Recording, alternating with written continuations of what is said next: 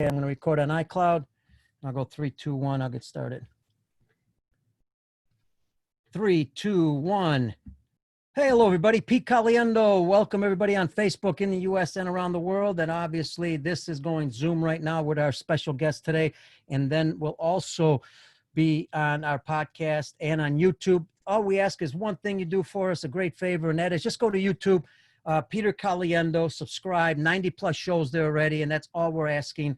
If you can subscribe, it will just help us get the show out if you like it. If you don't like it, you don't have to subscribe, obviously. But if you like it, do us that favor. We love it.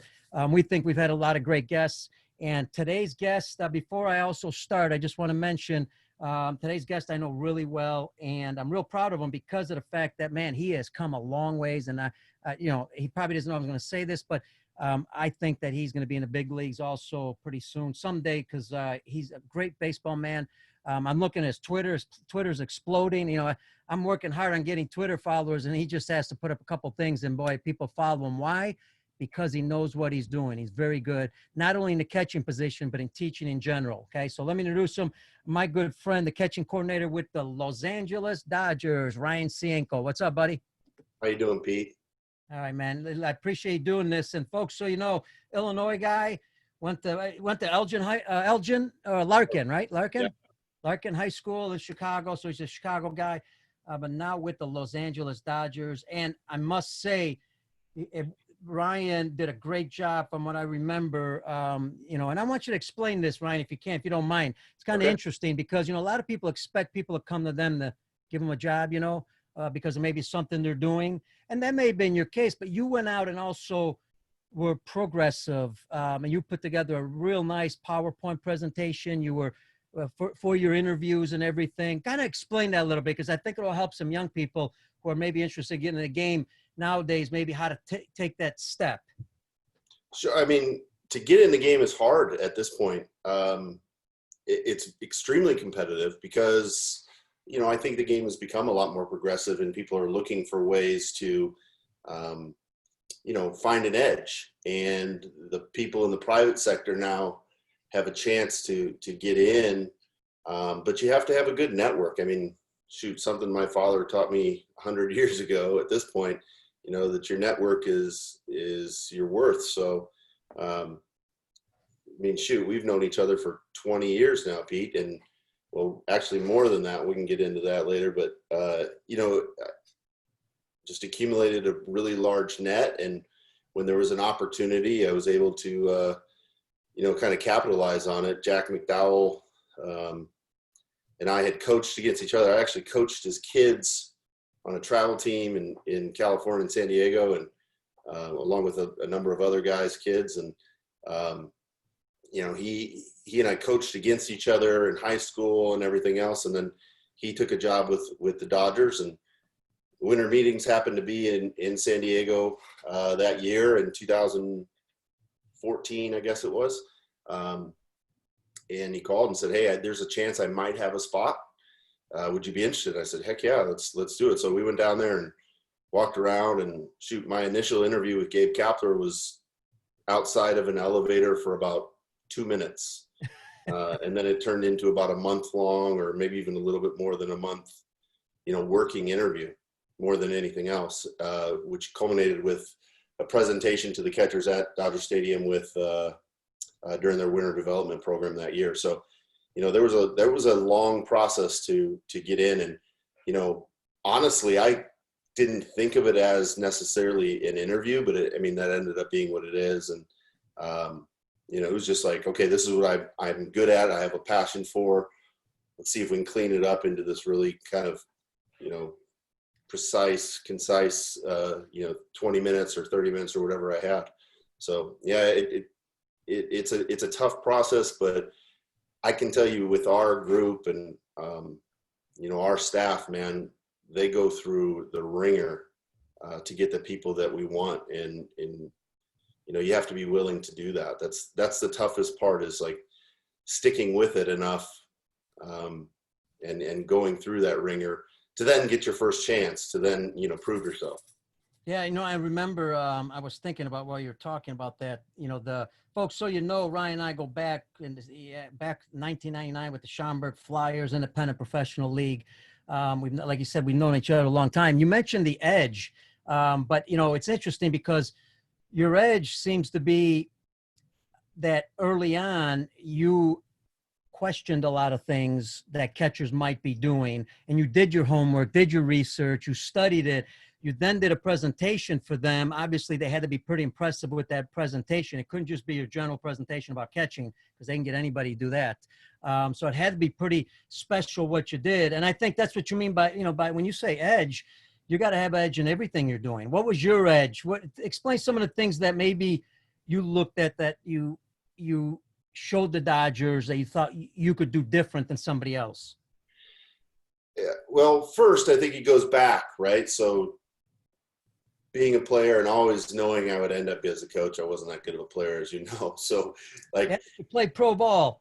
Yeah, well, that was a moment in time, wasn't it? So, after I was done, I worked for Tom House, and as you know, and that was the best education in anything that I had ever gotten, because basically it was question everything and prove yourself right or wrong later. You know, why are we doing this or you know, the why is always there with Tommy, and then you learn the how and you learn everything else around it. So, you know, why do we do this? Why is the conventionalism of, you know, whatever it might be, like, why can't we do it a different way? And you know, in my initial conversation with Cap, shoot, he told me he didn't have a job for me in the first 30 seconds of this interview. Like, now we don't have a spot. And then he asked a question, like, what do you have on pitch framing? And, you know, I had been doing this for a while, and having that why always in there is like, why do we have to do certain things? Why is this matter and why doesn't that matter? Why can't it be flip-flop? So I had already looked at things a little bit differently on how you can gain an edge to, you know, technically the strike zone. And that's all it was. We just talked about some of those things and got that going and got that process going on what we could do to be better. You know, catching, how you catch the ball, I think it's changing some now. But before, when there was only a few teams really getting after it, you know, and having the analytics to quantify it, we could look at certain things with our angles or positioning and how the presentation would look to the umpire. And then, you know, then all the technical fundamental stuff you could get into later. But we knew that we could craft the ball differently for umpires to give them a better look at the ball to call strikes. So, you know, that's kind of how it started with this. And now it's certainly grown. I love how our position has grown. It pushes all of us, you know, because everyone is now, not everyone, but most people are now caring what guys are doing behind the plate. Man, it's made our position better. There's a lot more spotlight on it now than there was in 2015. But how we fundamentally go about it isn't that different. It's just more now we got to be a little careful. You can't get too careless or reckless because everyone is doing it. You know, the bar has been set a little higher. And that's the fun part, is now trying to figure out what we can do on the margins to gain an advantage again.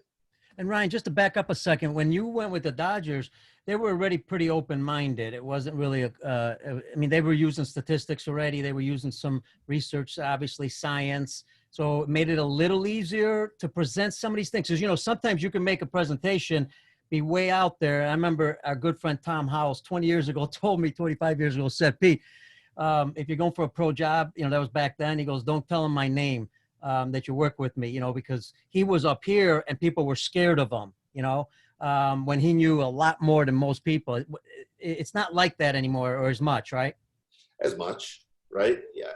You know, it is funny when people who know Tom personally or worked with Tom know that things we did 15, 20 years ago are now the normal. Yes. Yes. And, you know, I mean, I consider him like a second dad to me, you know, like I trust him with everything. And, I care deeply about him and everything that he does, because he's opened doors for me that I could never repay him for, but yeah, technology is much more, mainstream. When we first got here, Cap was new and he was hiring, and, the foundation now is set for what Andrew and Farhan and all those guys allowed him to have free reign on. That was the foundation that we now sit on, and we all owe Cap a lot. He's now the enemy with the Giants, but what he did for our PD system, we're seeing the benefits of it with the players that are now in the major leagues or making their debuts for other teams. We've traded a lot of prospects, and we still have an incredible stable of players. Our PD machine, with the people that we have not only running it with Will Rhymes and Matt McGrath and, those guys, we're all just seeing how this thing runs at this point, and it's awesome. Yeah. All the coaches that do the work on the everyday basis, all the coordinators, we've got an incredible group, and it's really fun to be a part of. And speaking about that, something might help some of our audience also, and I agree. Shout out to Tom House, had him on the show twice already. I mean, just, he's such a loyal person. So I agree with you 100%, man. Amen on all that. I'd like to know, like, I know you have a lot of coaches on staff, and what did you do during the pandemic and still doing now as coaches, because you have a lot of minor league coaches, to kind of stay sharp and stay on top of things? Well, at first we didn't know. We didn't know what to do. I think as soon as the basketball player, I can't remember his name, but when he first got it, we all got to the ballpark the next day, like, okay, something's coming. We're going to get shut down. And I was with the major league team at that time. So, we saw it somewhat coming, and then all of a sudden it was like, all right, there's a staff meeting. Everybody's out. That was really weird. I don't think this is unique to our situation. I mean, you thought you'd be home for a couple of weeks and maybe this would blow over. Well, here we are. So the first week or so, it was just kind of a lot of planning on, okay, what are we going to do? And then it turned into a pretty structured program that is still continuing, even though the minor league season, is not happening. There were days where I was on Zoom calls with catchers doing game planning or having, one-on-one meetings, for 4 or 5 hours a day. So, we've kind of calmed some of that down and let the guys kind of get to their new normal for the rest of this season some, but we're certainly going to continue to press and see if, I don't know if instructional league is going to happen or not. I've been lucky to be able to be with, I've been at the field quite a bit over the last 3 months. As soon as they opened it up to the major leaguers, the 40-man guys to go work, I was fortunate enough to be one of the 3 or 4 coaches that was doing that, where all the major league guys were in. And, for those, I don't even know, 6-8 weeks or whatever it was before they went back. And then now doing rehab stuff here in Arizona. They've kept the staff because there's a certain amount of staff that you can only have working with players in LA. There's some guys that are splitting it, are kind of a skeleton crew up at USC with the pool players. Mm-hmm. But you're looking at a group, I think it was like 60 staff members, and that includes all the major league staff, all the doctors you have in staff, security guards, stuff like that. So it's a pretty small group that really is able to work with the pool players or the major league players at this point. So it's kind of fortunate that we get the rehabbers or guys that have tested positive, and then it's been quarantined, and then we build them back up. So it's been a good ride so far, and you still get to do baseball, which is nice. A lot of people aren't able to, so you get to go put on your logoed stuff and go to work. So it's better than not, I would say.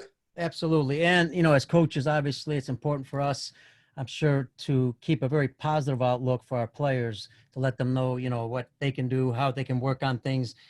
Folks, don't worry. I'm going to get to your questions on Facebook. Before I do, Ryan, I want to ask this in general about teaching or what you're doing. When, you've always looked at things another way and asked always why. Are there some things currently that you're looking at because you're questioning why we're doing something? And how do you decide that? I mean, how do you know what to question? I mean, you just question everything and then say, well, let me look at this and this and this. Now, I realize it seems like now catching, receiving is the number one thing, it seems like, in the game right now. But how does Ryan Sienko make that change? It's a good question. I don't really know. A lot of times it just something just pops in your head. Pops up. Why don't we just go look at it, right? The good thing about technology now is, I mean, I can pull up everything, so. And slower. Yeah, and I called our assistant GM the other day and said, hey, I got an idea. I won't tell you because I'm working on it right now, but it's a way that maybe we could find a little bit of an edge. And I got to sift through some data and kind of try to prove it or not. And I told him I'd let him know here pretty soon if there's something there. If there isn't, then great. Then we know that there's not. I don't look at anything as a waste of time or any. I hope no one does, really.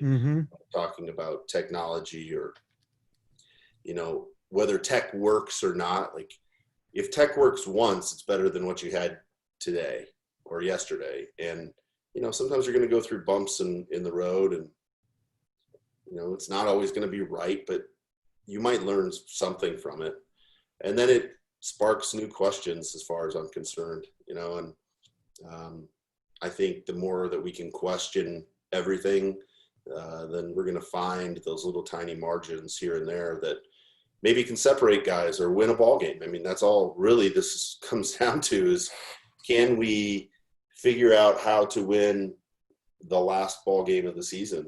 And, I think that's the quest that all of us are on, at least in our group.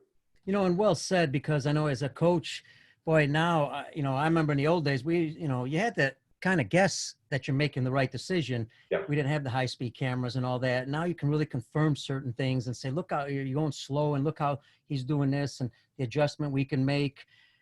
Are we correct to say that in catching, let's just stick with catching for right now, and then I'll take the questions.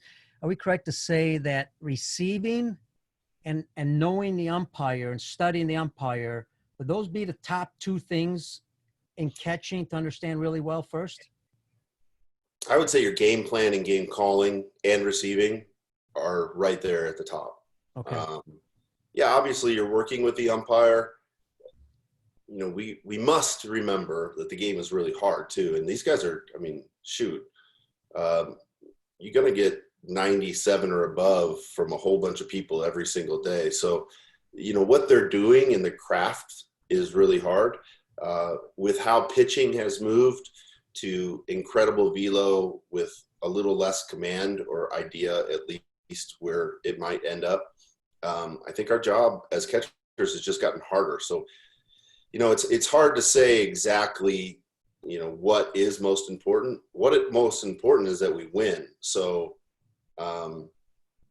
however we figure out how to do that is great. I believe that the game calling and the game planning is a skill that we can get a large edge before we even get into the game. Then the execution part, how we go about our business, how the pitcher goes about his business, our relationship, all those pieces. I think you could make them all like 1A, 1.1A. I think you could just clump them all together, because I think everything is important, and every pitch is important. And that's the most important piece to our day, is that every single pitch is the most important pitch we're ever going to have in our life. And to keep that focus and to work to execute that to the best of everyone's ability is the challenge. And it's impossible to say that a kid or a 40-year-old man and anywhere in between is going to be able to keep that kind of focus 100% of the time. But that's the goal, and that's what we're working towards. Man, I'll tell you what, when I look at the overall picture, you're looking at the pitcher's pitches, you're looking at the hitter's swing, you're looking at the umpire's calling, the catcher's receiving. When you put it's, I mean, it sounds simple, but it's really complicated. I know you guys have technology to help you, but understanding what the pitcher throws, what the hitter, possibly swings at, or his weaknesses, what the umpire's calling. I mean, that's all taken into account, and that's a lot of information. So that's what you mean by game plan. Yeah. Yeah. I mean, your game planning piece, take away the major leagues because they have a lot of help, right? Say you're in the minor leagues trying to get to the major leagues. Your game planning piece is going to come from what we have, or they're called developmental coaches, who are going to help get some information for you. Then it's however you're going to go about your game planning. And that's what we've worked really hard on during this time, is, okay, breaking down the hitter to, strip down the hitter to what he actually is. Now let's take that and go towards, the starting pitcher. And then here's your available relievers for the day. How are you going to execute a game plan for that guy specifically with his strengths against the hitter's weaknesses, and then trying to pair them up? And each pitcher, whether it's a starter or reliever, has a different game plan somehow because of his pitches also? Yeah, absolutely. I mean, you might have a general game plan of how you want to go. If you're right-handed or left-handed, there's probably some similarities. You could probably group them together. But then, with what pitches do and where they go and how hard a guy throws, and, maybe this guy's a good off-speed hitter and this is a really off-speed kind of pitcher, and you got to figure out then where the safe zones are, where you can limit the damage as much as possible. And I think that's fun. Yeah. I wish we had that kind of information, when we all played a long time ago, instead of saying, okay, hard in, soft away, he'll chase a breaking ball, which, maybe with 2 strikes, this guy doesn't chase breaking balls, but prior to, and that's where the information can really help us. Now, can there be information overload? Yeah, absolutely. But this is where the training that we work really hard on with the guys, with their public speaking and how they can have interpersonal relationships, and trying to speak Spanish if you're an English speaker, and vice versa. All these other pieces that these guys are working on in our kind of serve to lead mantra, right, is encompassed in this. Because, okay, I have a great game plan, but I can't communicate it to you, Pete, especially now with the mound visits being limited. Well, now we can't get on the same page. I've messed up the day for you as the pitcher, and now we haven't done our job. So, we can go down rabbit holes in any direction with this. Absolutely. But, it's interesting because, like you said, it's fascinating just to study. I could see why you need specific coaches for specific areas, especially at your level, in pro ball and in the big leagues, where because you need to spend time on this. You've got, to make sure you've got that good game plan and advantage over the other club. Obviously, we still have to execute the game plan. A couple of things that come up all the time, and might as well address them. I had this, and I know you have a great respect for Jerry Weinstein, and as I do, and we all do. I had a talk with him about this and asked him a similar question. And I want to get your opinion on this because it's been asked on social media quite a bit. And folks, so Ryan has a catching school, catch and throw. Matter of fact, if you go to catch and throw,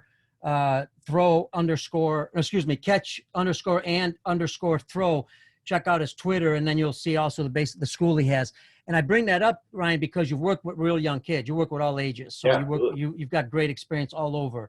One of the areas we're seeing a lot of is obviously different stances, one being the one knee stance, with the understanding that it can help the umpire. But then there's also some critics saying, well, maybe I can't block as easy or catch or throw the guy out, at the same time.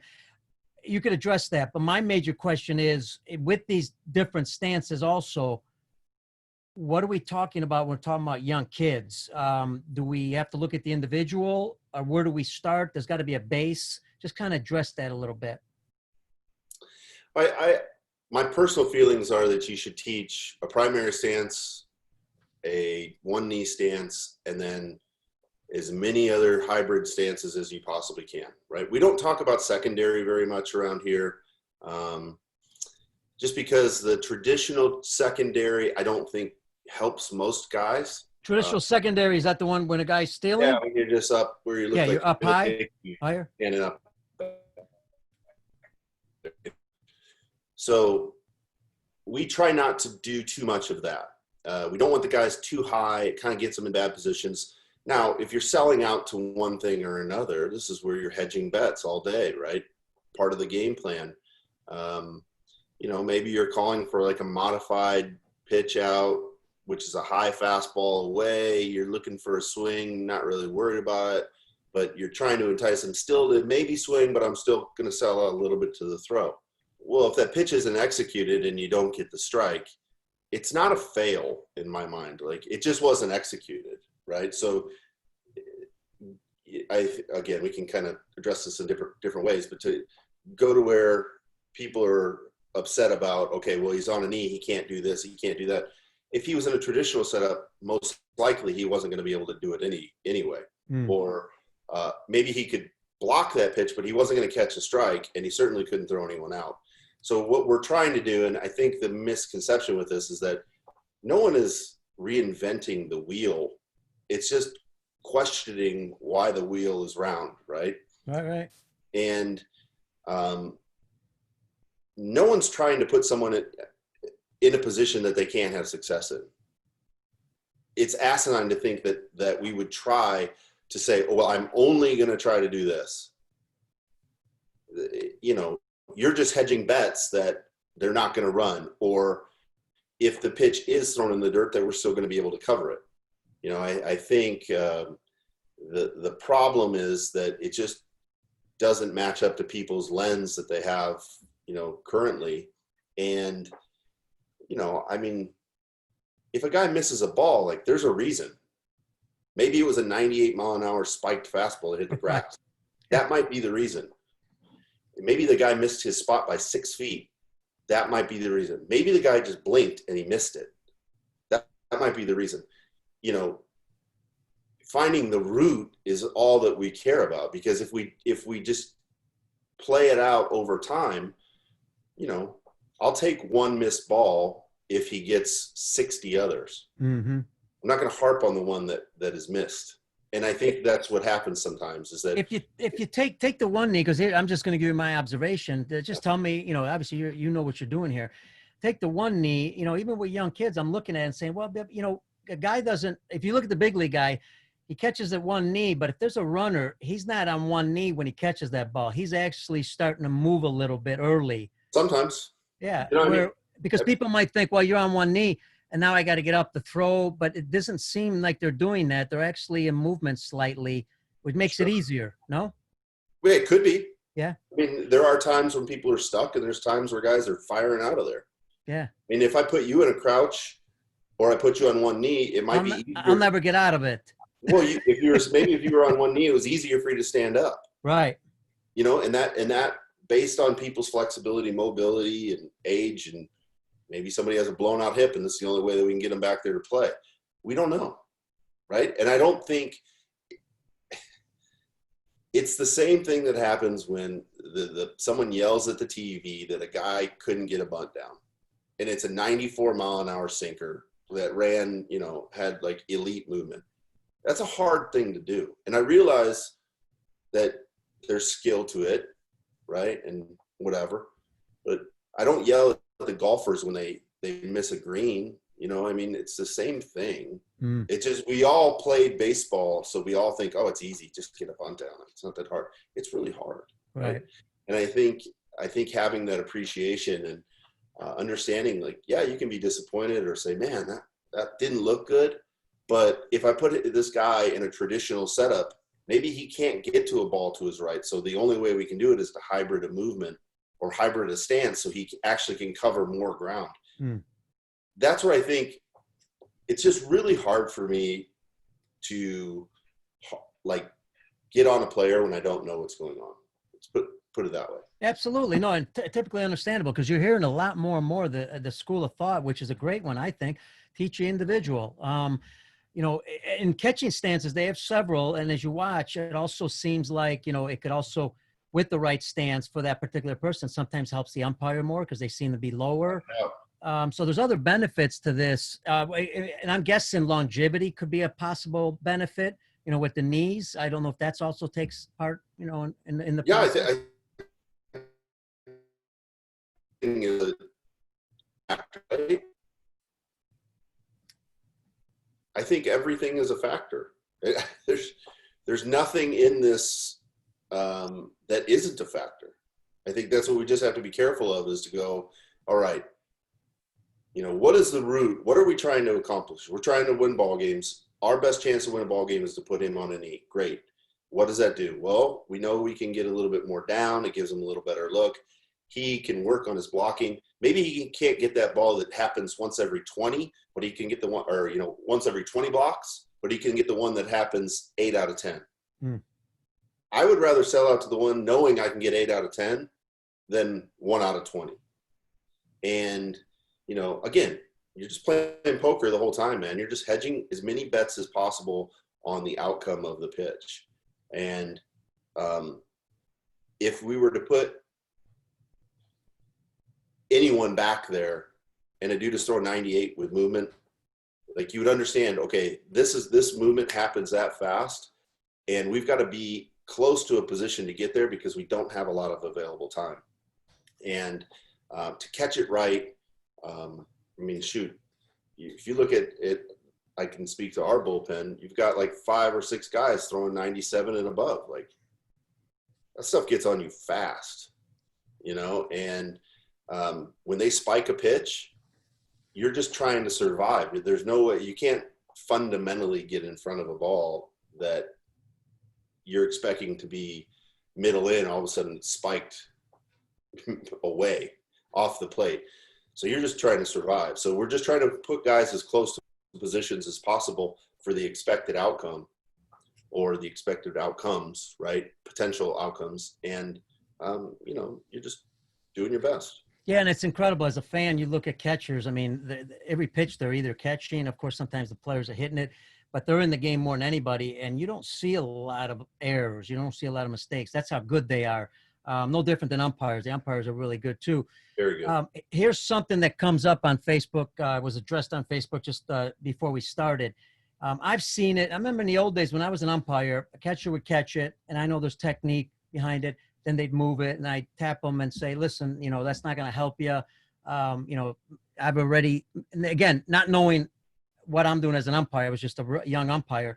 I just told them, I said, I already know what the call is before you even caught it, so don't move the glove. I watch television, and I got to agree with some of the people on social media. Man, they move that glove a lot. It's not just, that small movement. It's this. Are the umpires not saying anything, or does it matter, or what's the behind the scenes there? I think it matters a lot, personally. We want the ball to move. We want it to move where we would like it to go. But we're trying to, I can speak for our techniques. It's more about how can we help the ball get to where it wants to go rather than move the ball to where we want it to go. And that's going to be with our angles and our glove placement, our elbow and wrist, our levers, putting them in places. So as the ball catches it, the natural reception helps the ball get to where you want it to go. I think it's changed a little bit, and I'm not a fan of it, but that's not my problem, like what other people do, of the swiping and pushing and stuff like that. That's just not how we go about it. So, I can't speak to what others are teaching because that's not what I would teach.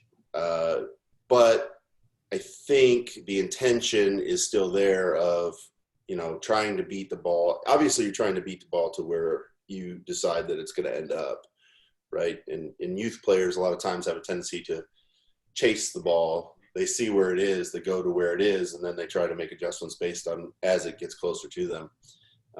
We do a lot of work with the opposite of just trying to formulate and calculate where the ball is going to be when it gets to where our hand is going to be, right? Or whatever the pane of glass where we're going to kind of catch it.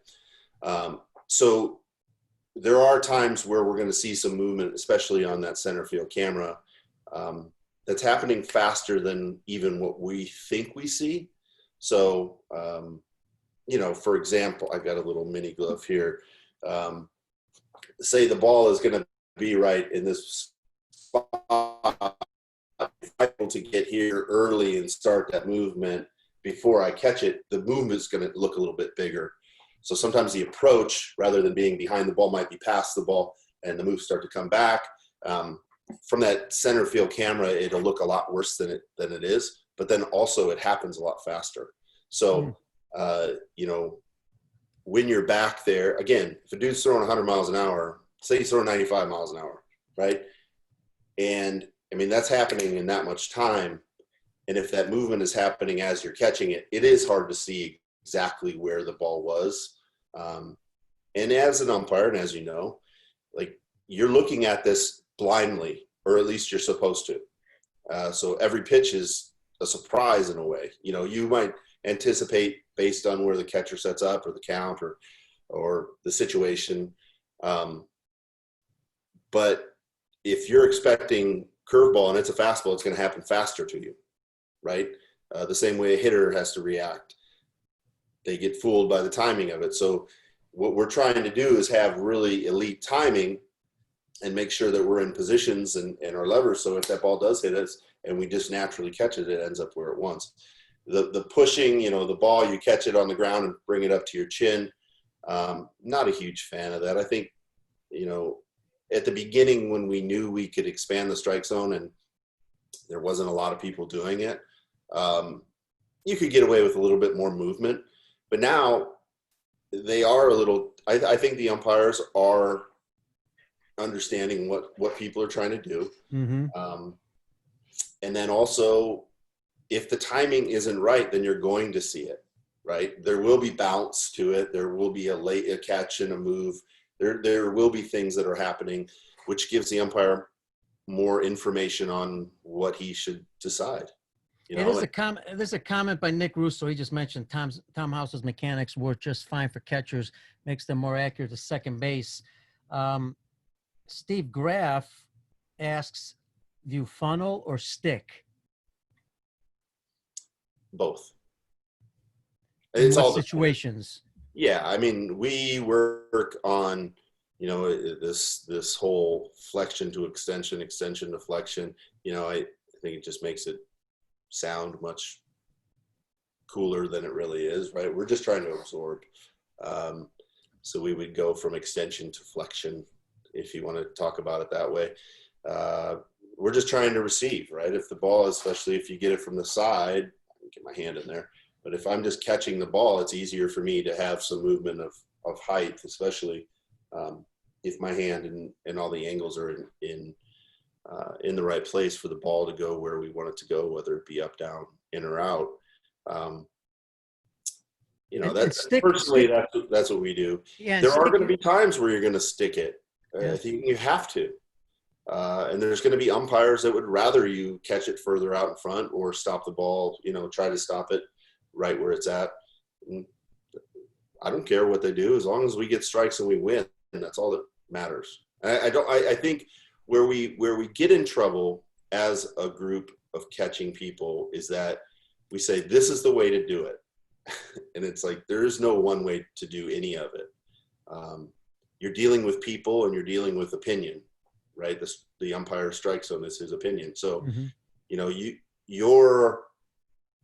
you banging your head against the wall saying he's not working with you today is your problem as a catcher. You know, you've got to adapt to what he is going to be calling that day. And that's the art of catching, or the art of receiving, as far as I'm concerned. It's being able to do all of the different techniques. And we certainly have days where we try to stick balls, you know, off the machine, or, you know, spring training, or even when I'm at an affiliate or whatever. You've got to know what the umpire wants, and then work within those parameters, because he has the authority. It goes down in history as ball or strike, whether a K zone on TV that's just set by somebody in a studio, or, you know, the computer that has the objective information tells you otherwise. If he says it's a ball, it's a ball. And there's something in there that made him say that. And if he says it's a strike, there's something in there that makes him say that as well. So we've just got to be careful that we don't just pigeonhole ourselves to say, this is the way I do it, and then live and die with, not being adaptable. Yeah, I tell you what, that's well said, because then it goes back to thinking about the umpire. You're right. If you don't make the adjustment and you don't have a technique to make that adjustment, you're in big trouble. So you're going over all these different techniques with them. When it comes to, and Nick Russo, I think Nick, it says, tell Ryan, I still remember the pound into the pitchers and catchers, the best pitch in baseball, strike one. Always. Strike is the best pitch in baseball. Especially strike one. Yeah, I mean, if you put yourself in a position, you look at the numbers, every time you get another strike, you're in a better position to win that at bat, everything. So production goes down as the more strikes that you get. The earlier you get strikes, the better it's going to be. Ryan, you said, it's interesting. I heard you say it before. I think I'm saying it right. Kind of beat the ball to that spot, right? A lot of it, I would think, has to do with, practice, obviously, but Sure. Vision. Is there a lot of vision training going on with catchers to have that higher ability to do that? Starting, I think although, Mr. Harrison started it a long time ago, I think it's still something that's not being taught, Mm-hmm. right? I think it's recognized, but it's not necessarily being taught at the highest level that it could be at this point. So yeah, there is some vision issues that we face. And then there's also park issues that you face, right? There's certain ballparks where people can't see. So again, if you go back to what we were talking about earlier, guys having success or he's not, having a rough day. Sometimes it's like, could be a cloudy day and the sun's hitting the clouds and you literally can't see the ball for half the distance. And he's just trying not to die back there. You know what I mean? Wow. So sometimes you have to just figure out, okay, that's why I said, I like to know the information before I make a judgment, because, when guys mess up, I'll ask them hey, what happened? They're like, I don't know. I couldn't see it. And then I just goofed. Oh, okay, great. If that's the answer 100% of the time, well, that's an issue. Yeah. But if the trend doesn't say that that's an issue, then why do we care? It's the same way that if you took a strike as a hitter because you blinked, no one attacks you for it. You know what I mean? And that's just the position that we live in, where if we mess up, everyone sees it a little bit more. And, that's just part of the gig. But there's also very logical reasons, not excuses, definitely logical reasons why guys mess up sometimes. And sometimes it's just, I messed up. Right. They might be back there 8,000 to 20,000 pitches in a year. You will mess up. You will lose focus.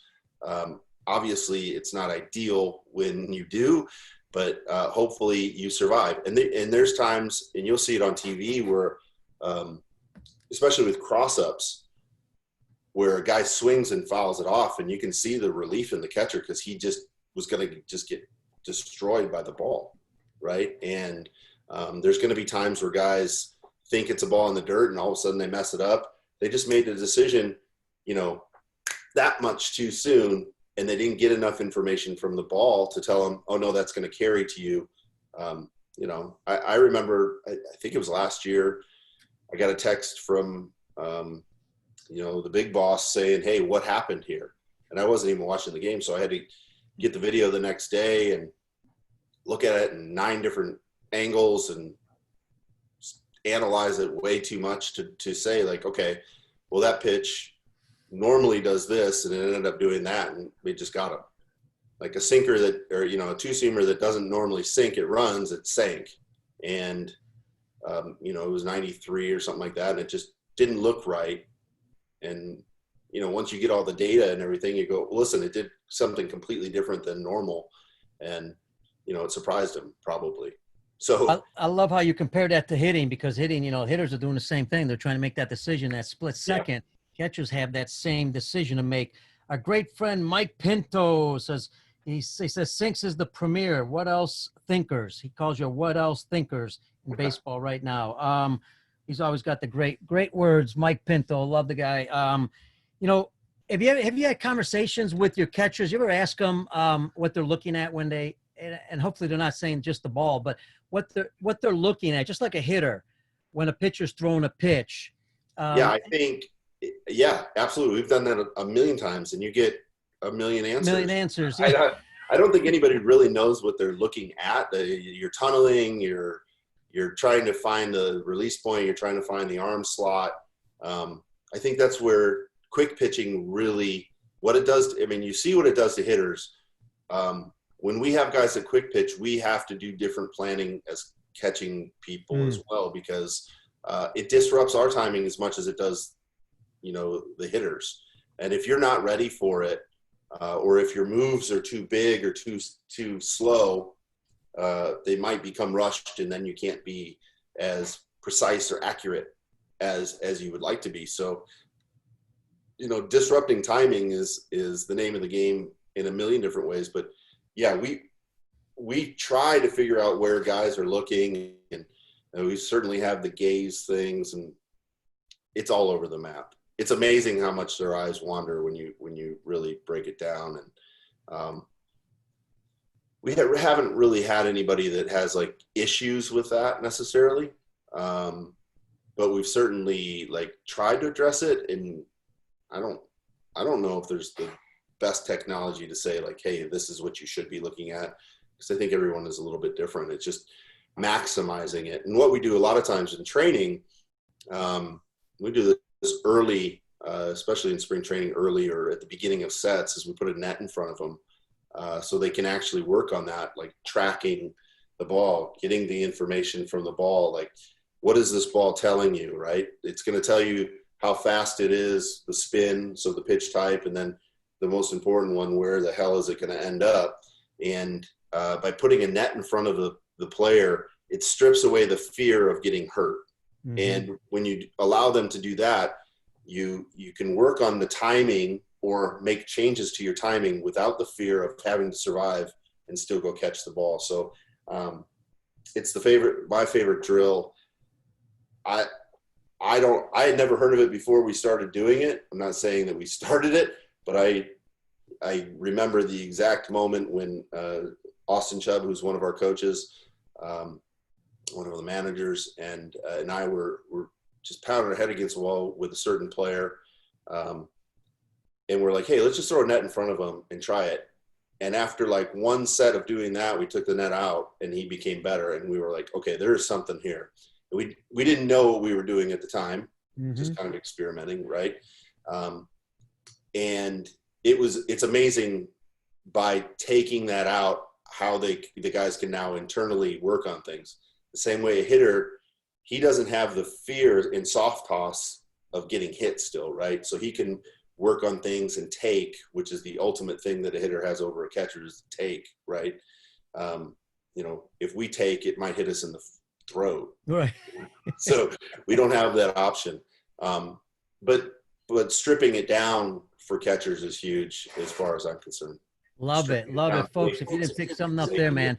Yeah. Also, you communicate with your scouts, obviously in the off season or before the draft and all that stuff. Some of the characteristics that you're looking for in a catcher, kind of address that a little bit. Well, luckily they've asked me to go out, so I do scouting before the draft. So 2 years ago, I think I saw 18 guys, and maybe it was last year, I saw 18 guys. This year was different, just video, obviously.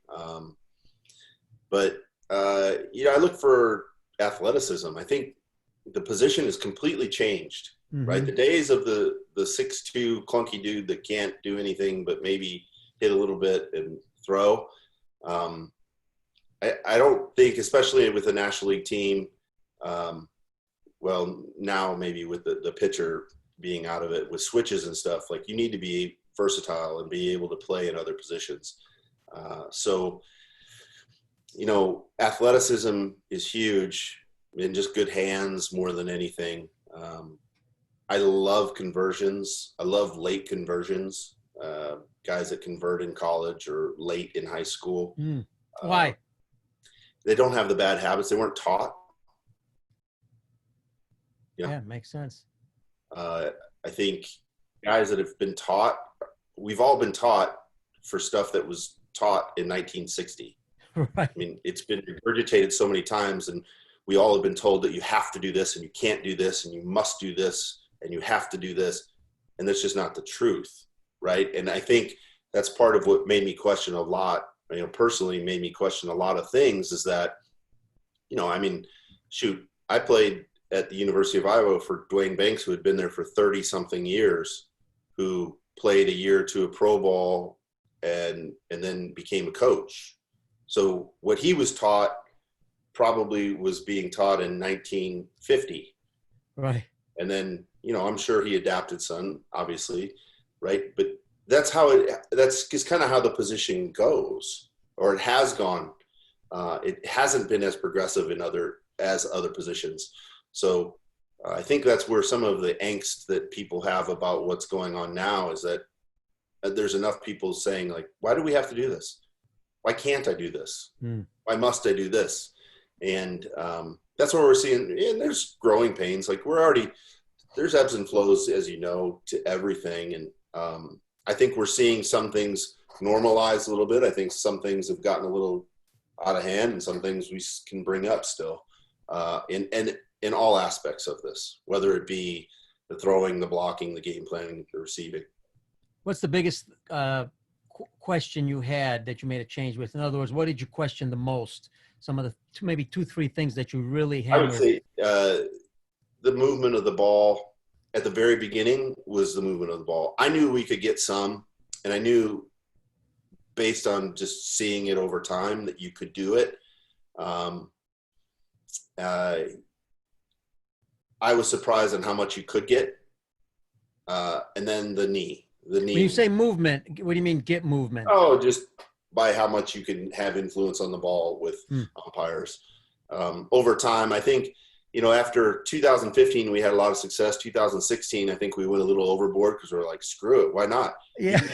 Get more. But the umpires must have got wind of that, no? Sure. And I think that it's hard to have great timing over a huge amount of space. Yeah. So we're trying to get 5% strikes and make them strikes. And you're losing some 50% strikes because of it. I think it's something that we could address here is like, the idea is not, and I think that it still is in some places, but I can again speak for how we go about it. Our goal is to make sure that every pitch that's a 50-50 strike or above is called a strike, or a 45% or 40%. If we can get that 40% ball for a strike, I don't care if a guy gets a 90% strike. I really don't. I just don't want him to mess up a 65% strike. The probabilities. So, I think that's where our position can still grow overall. I think there's a lot of places where people are trying to get 15% strikes more than they're trying to secure an 80% strike. Some of the best catchers, what do you think that actually are doing that now that you see in the big leagues? Right, you just look at a leaderboard. I mean, I looked at it today. Roberto Perez was 1, and Barnes was 2, and I'm not really sure. I couldn't remember past that, but I mean, you just look at the leaderboards. I think this year creates a unique issue. I don't know, problem, maybe, because your umpires aren't rotating as much. So you might have the same umpire for 3 straight series. So I wonder. I'm just not sure if maybe there's certain teams that are going to get umpires that maybe call more strikes, and maybe there's going to be other teams that have the same umpires that don't call as many strikes. And I don't know. I mean, I can probably look it up. But I think I mean, I know there are certain umpires that call it significantly less strikes than others. And, you know, there's one that's going to be umpiring the Dodger game tonight. It calls less strikes, especially with sinkers, and that's what Dustin May features. So, you know, I mean, it's something but knowing that obviously is an advantage. Understanding that is an advantage for your catcher, no? Yes and no. I think you can overanalyze it some. You still have to throw it. I mean, if Dustin May doesn't throw sinkers, what is it? You know, it could be a problem. Mm-hmm. You know, or any pitcher. I just had looked at it today. So, you know, I think you can overanalyze things and make too much of it, but you could also understand that, okay, this might be a tougher pitch for me to get today, where, you know, if I have to go to a certain pitch at a certain time and I need a strike looking, you know, obviously you're trying to get swings, but, you know, maybe that could be in the back of your mind somewhere. I don't know.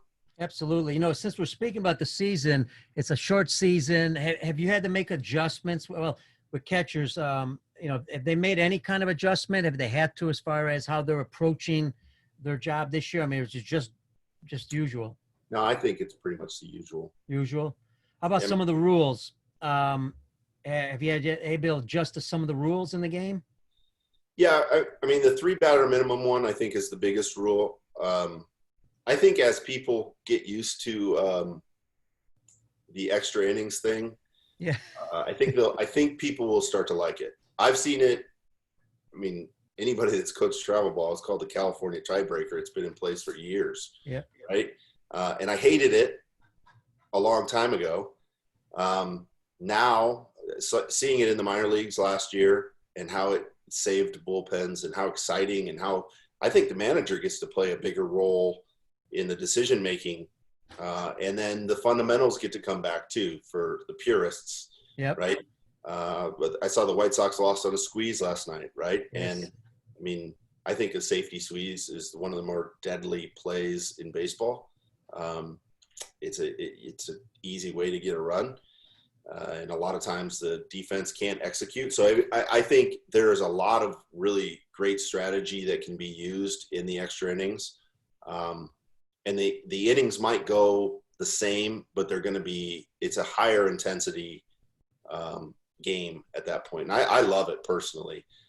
The games get over a little quicker. And like I said, I think you will see less bullpen damage from extra inning games than you did in the past. Which, you know, could be a thing, but also, you know, I think for the safety of the players and the health of the players, I think it's a good thing. Absolutely. I'll tell you what, we're coming close to the end, but we're going to ask a few more questions here. You know, Ryan, and I stay with the extra inning rule only because I agree with you 100%. I mean, we were fortunate. We placed it in the Olympics in 2008. The first time probably at a real high level. Took a lot of criticism for it. Obviously, it's not tradition. It's not this, you know, and all that. But there were reasons we had to do it in the Olympics. And what's interesting is watching guys on television, because they've been interviewed for this. These are the same guys that didn't like it, and all of a sudden love it. You know, so it takes a little time sometimes because, yeah, just to place a runner at second. But you know, David Ross said something very interesting. He said it also shows us our weaknesses because obviously that comes to whether it be in bunting or whatever. You know, when it comes to the pitching rule, there's a rule that get your opinion on this. You don't see a lot of this in baseball as much anymore. And we understand why. Statistics show us a lot of things nowadays. But you don't see a lot of stealing. Like you said, you don't see a lot of bunting, but bunting's not that easy either, as you mentioned. But they're thinking about having a rule to increase stealing by having the pitcher step off all the time. That's going to be a big one. Yeah. What's your thoughts on that? Well, that was going to be put in place from AA down this year. And there was, I mean, it's going to, all the rules affect left-handed pitchers more than anything else. Right. So the Pat Vendettis of the world probably will have a job forever being able to throw with both, which if you haven't, I mean, he played for us, so I get to see it. It is incredible. Yeah. It's, you know, what's more incredible is that his stamina to play long toss with one partner right-handed and then get a new partner to play long toss left-handed right after. Wow, and we're talking about you know it better than anybody. You're talking about wear and tear on one side. Now you got to go to the other side and yet use the one side you just tore down. It's a freakish thing as far as I'm concerned. But getting back to I think the pickoff rule. I mean, the disengaging of the rubber for a left-hander, it could really be a big deal. So you think that'll help with base stealing, obviously? I don't think that much. Yeah, I think some places it'll become a track meet, but then you're going to have to get back, right? So what you take away is not caring at all about the running game, which on both sides, right? They're not going to run. I don't care. I can be a 1-9 to the plate.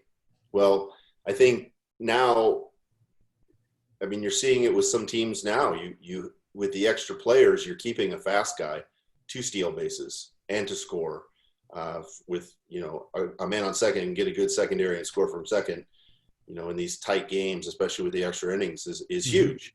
So I think we'll see something, but we're also going to couple that probably with the electronic strike zone. So it changes our position again if that happens, to where we can sell out a little bit more to the throw because we don't care as much about the catch, right? And I obviously don't want that to happen. I don't think it's a great thing. I think you lose some of the nuance of the game and the ability to have to do all three, skills: to catch, block, throw. And I think it'll become great for targeting and for throwing.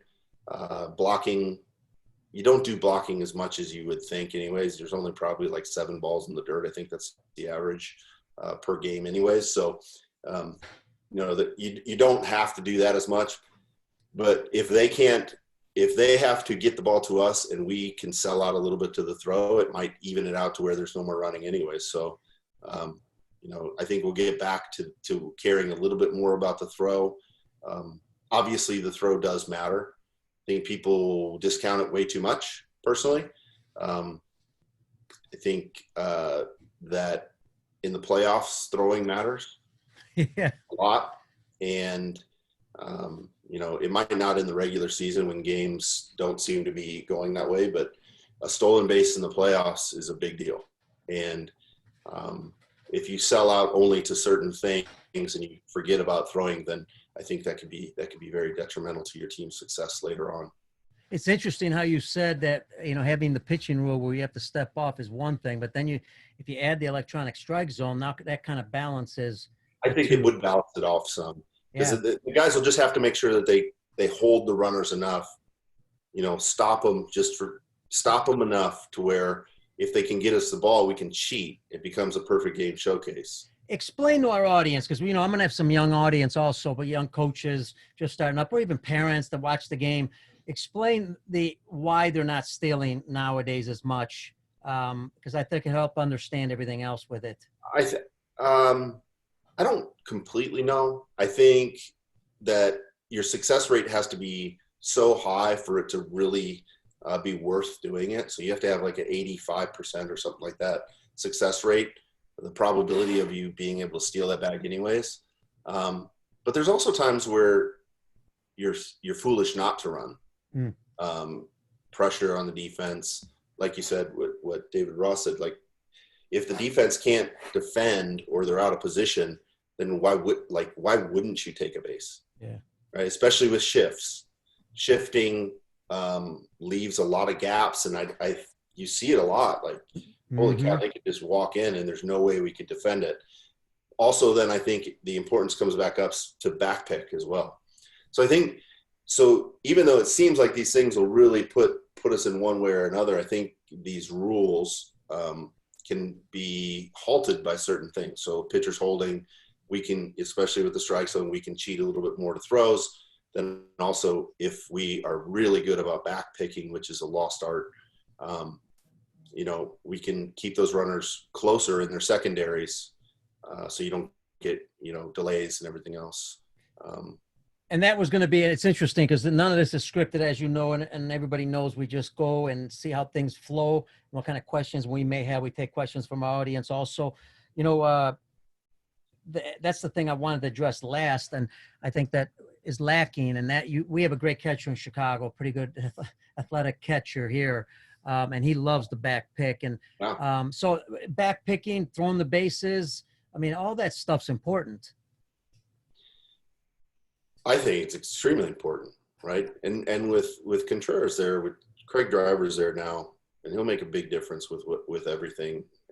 He'll be on him a lot. Which, I think if guys were to back pick more, we would see a little bit more excitement in the running game, because they're going to have to stay a little longer. They can't get too far off in that secondary, and you'll see those secondaries stop, and you'll see the first move go back. So if you do actually mess up a little bit, you generally guys do that anyways in the major leagues. They're second, they didn't swing, he's just moving that way anyways. But when guys are aggressive, you'll see there's extra steps. And if you can back pick here and there on those aggressive players, there's an edge that edge that we spoke about at the very beginning. You've got to be able to do it. I think it's exciting. I think it's good for baseball personally, but these young catchers that come up, man, if they're I think they are well-rounded as they're getting there now, because there is more emphasis on all these things. And we just have to, as instructors, make it a priority, right? Right. I want you to back pick. If you throw it away, I mean, there's been times where I've told the manager, like, he's going to back pick this inning. If he throws it away, I'm sorry. Like, I've told him I will take full responsibility for this. You're going to have to live with it. Sorry. It's like, shoot, he's just practicing. And especially minor league baseball. That's what minor league baseball is there for, isn't it? I mean, isn't it, you need to get your work in there, make your mistakes? Yes. Yeah, absolutely. I think that's, again, bad things happen when the attention is on us. So the only time these guys get to really do it is in games, and the tendency is to not do things because nothing good is going to happen if he makes a mistake.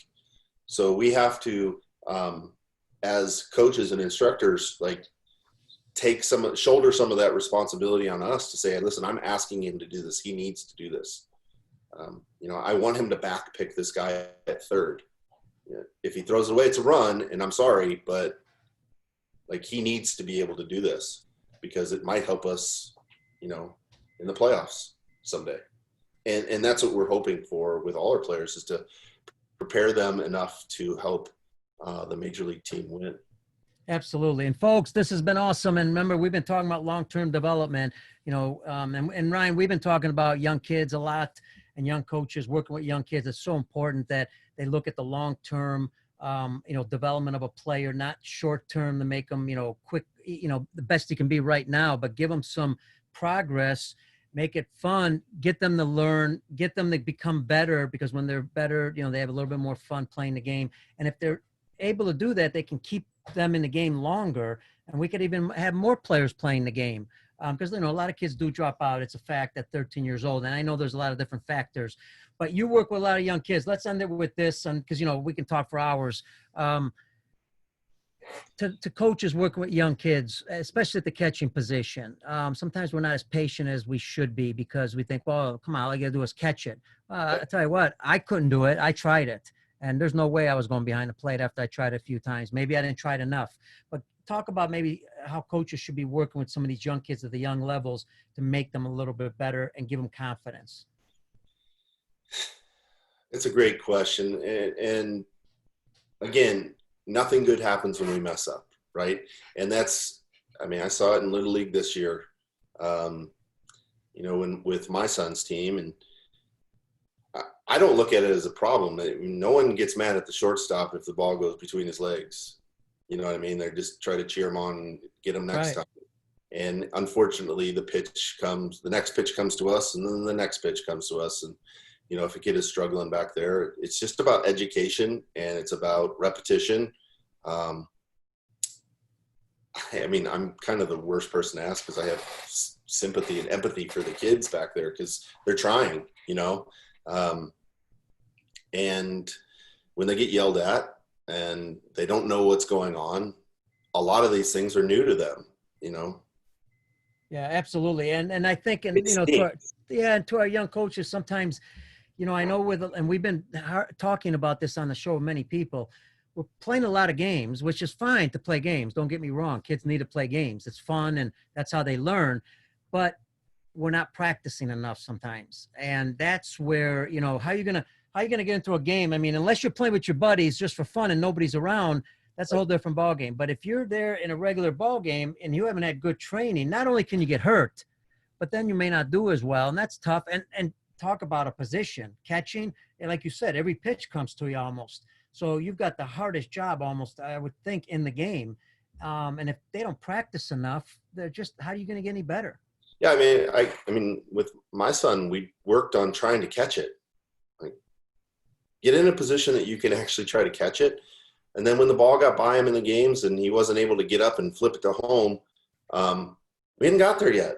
Like, we're not there. We haven't got to that yet. That seems like it's so far down the road to me. It's not a big deal as far as I'm concerned. Not necessarily always for coaches, but I think it's about education. It's a position that's not taught, and then it's not taught at a higher level as much as other positions because people didn't necessarily all catch. Mm-hmm. And you just say, well, like, how hard is it? Like you said, how hard is it just to catch the ball? Well, if you've got a 9-10-year-old that's learning how to pitch, it's hard to catch the ball because you don't know where it's going to go. And then you got a guy swinging. Trying to execute a pitch, it's hard too. So right. I think that's the biggest struggle for any catcher at any level is just trying to figure out where the hell is this ball going to end up and how can I get there? And like you said, and not get hurt. Yeah. So I don't know. And remember, folks, there's a guy swinging a bat. So I even recommend the coaches, have not only have you worked on their catching, but have you worked on it with somebody swinging, in progress, progression. Somebody's got to swing a bat a little bit to get used to that. Because I remember when I first got behind her, it was easy to catch the ball for a while. All of a sudden, the guy started swinging, and now I was really, more scared. Let's put it that way. We've tried some conversions, even here with the Dodgers, and after you get to where they can catch the ball, then you just stand in front of them with a fungo and swing before they go and get like a live BP or anything else. Because you're right, man. As soon as that ball comes, there's flinch. We've had regular catchers here that have flinched with swings, and that's a hard thing to get rid of. So, I think it's just a slow process. It's not like any other position to learn. Because it is a slow process. There are so many things that are odd about it, and you can't escape it, right? So, I got to go play left field every so often, instead of having to catch. And it was like, I might get 2 plays today. It's no big deal. That's right. You just, tell the center field. I was talking to Raul Ibanez about this yesterday, actually. Get thrown out and left. Tell the center fielder you have everything to my left. I'll take everything to the line. And all you're responsible, like, if a ball goes that way, I have to get it. Everything else this dude's going to get, it's easy. Well, you can't hide, man, no matter what. First, you got to call a pitch, maybe not at the young levels, but then you have to try to catch it and try not to get hurt. And then hopefully there's nothing bad else happens, in that. And learning how to do tag plays and learning how to do wild pitches because there's no such thing as a pass ball. And all those different things, it just takes a long time for these young kids to get it. And as you know, I'm pretty passionate about this position, and I just feel like we just need to give kids time and practice. And there's no way you can cheat this right now without having to just go through the learning curve and the growing pains of it. Well said, man. Great way to end the show. And also I want to mention, as you're talking, I was just thinking, man, maybe all kids should probably catch at one point or another just to increase their concentration level, because, you have to concentrate so much behind the plate. When you go out to left field, like you said, your ability to concentrate is pretty good. Yeah. Well, I think in every youth team they should pitch and they should catch to figure out. Yeah, You know, absolutely. I think the best youth teams out there have 10 pitchers. And if they could have 5 or 6 catchers, the people that could do it, then it would make everyone's life a lot easier. And it would also increase the pool of players, that we get to see later on, because it is a hard position to be good at. And since you said that, the other part, I guess, for our coaches is you never know who's going to be a good catcher either, just like any other position, if they don't try it. No, you don't. I mean, Or they might like it. They might like it. Yeah, I mean, I when I was a high school coach, I converted a kid that was a shortstop. This is going to be the best place for you to be.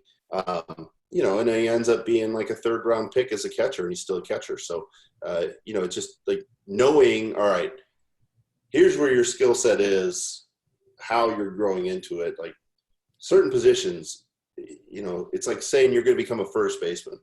If I was a kid and they put me at first base to be a first baseman at 10 years old, that means you need to hit like Mike Trout. Yeah. Because, you don't come up as first baseman generally, you know what I'm saying? Or probably left fielder. If you're pigeonholed to just being a left fielder, man, you better hit a ton to be able to support that. So learning how to play other positions and being open to saying, okay, I can play short, but I can also play third. I can catch and play play center. Learning how to do all those things is huge because, as you get up there, I think this is well documented. 4 hitters in the minor leagues or 8 hitters in the big leagues. Yes. So you've got to learn how to be all these different things. And speaking about that, I know I would have never played college ball. Not that I played for long, but I would have never played if I didn't know multiple positions. I wouldn't even got a chance to even be on the field, but I knew how to play multiple positions. And speaking about that, I mean, you had to go from catcher to first. You've played first base. That had to be a better, easier adjustment for you because the catching position. Sure. I mean, you could throw me in the corners pretty much anywhere. Yeah. I mean, shoot, I went to college my freshman year, about 10 games in, coach said, hey, can you play third? I'm like, heck yeah. Can I have a glove? Like, I had never played there in my life. I took ground balls for like 3 days. I was awful. But at least, I mean, that helped me play other positions. I wish I would have had a little, maybe a little more time to learn how to do it or do it correctly. But, coming out of high school, I was pretty much a catcher. I could play other positions first or the outfield. But I never really put a ton of time into that. But as a youth, as most people are, you played 5 or 6 positions. Mm-hmm. But I think you should be able to do that, especially going into college, because you might have a senior or a junior in front of you. It might be a first round pick. And you're going to be okay with not playing. I mean, it seems silly. So having the knowledge and the ability to play multiple positions is huge. And if you can get to professional baseball and be able to play, look at Max Muncy. You can play second. You can put him at first. It's like, that's a weird combination. Yeah, and being in Chicago, I mean, I've seen these guys move around all the time. All the Chicago Cubs players. Man was big on that. Ryan, you've been awesome, man. Kept you longer than normal. Really appreciate it. It's been great information. It's good to see you. Yeah, no kidding. Not in person, but at least it's better than nothing, right? Yeah. All right, man. Folks, that's Ryan Sienko, catching coordinator with the Los Angeles Dodgers. What a thrill to have him. Been a lot of fun. So special thanks to Ryan. Special thanks to Brian Crock, our producer with the Lineup Media Group. And also, please don't forget, subscribe. YouTube, Peter Caliendo. We got 90 shows there already, and the audio will be on the podcast, baseballoutsidethebox.com, Twitter, at Baseball Out, and also don't forget Ryan's Twitter. But we'll have all this on the show notes for you at catch_and_throw. Check it out. Check out his catching camps. Awesome stuff. So, folks, again, thanks for joining us. We appreciate it. Thank you in the U.S. and around the world. God bless you all. Stay safe, and we'll see you on the next show.